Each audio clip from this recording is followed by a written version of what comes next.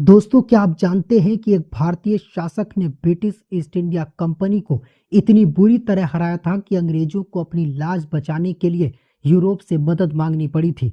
वो शासक कोई और नहीं बल्कि मैसूर के टाइगर टीपू सुल्तान थे। आज हम जानेंगे कि कैसे टीपू सुल्तान ने लगभग ब्रिटिशों को हरा ही दिया था। 18वीं सदी के आखिर में दक्षिण भारत में सबसे बड़ी ताकत थी मैसूर साम्राज्य। हैदर अली और फिर उनके बेटे टीपू सुल्तान ने इसे और अधिक मजबूत बनाया था। टीपू सुल्तान सिर्फ बहादुर योद्धा ही नहीं बल्कि दूरदर्शी शासक भी थे। उन्होंने आधुनिक तोपखाने, रॉकेट टेक्नोलॉजी और यूरोपीय सैनिकों की ट्रेनिंग का इस्तेमाल किया था। ब्रिटिश ईस्ट इंडिया कंपनी के लिए वो सबसे खतरनाक दुश्मन साबित हुए। अंग्रेजों और मैसूर के बीच 4 सबसे बड़े युद्ध हुए।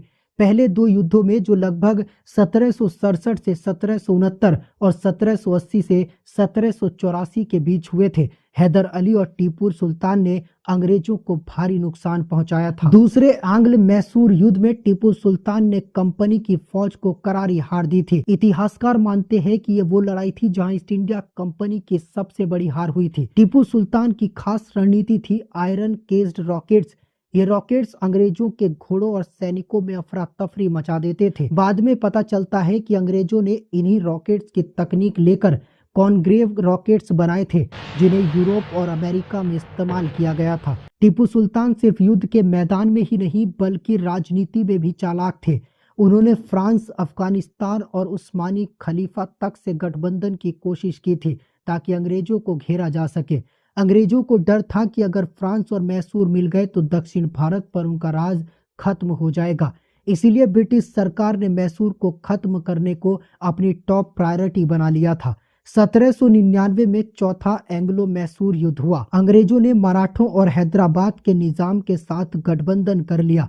टीपू ने बहादुरी से श्रीरंगपट्टनम फोर्ट की रक्षा की, लेकिन संख्या और संसाधनों की कमी से वे घिर गए। 7 मई 1799 को लड़ते लड़ते वे वीरगति को प्राप्त हुए। अंग्रेजों ने राहत की सांस ली। ऐसा कहा जाता है कि अगर टीपू थोड़ा और समय तक डटे रहते तो दक्षिण भारत में ब्रिटिश हुकूमत का टिक पाना लगभग असंभव हो जाता। टीपू सुल्तान ने अंग्रेजों को दिखा दिया कि भारत में भी एक ऐसा शेर है जो किसी भी कीमत पर आज़ादी से समझौता नहीं करेगा। आज उन्हें टाइगर ऑफ मैसूर कहा जाता है, वो शेर जिसने लगभग ब्रिटिश साम्राज्य को भारत से बाहर धकेल दिया था।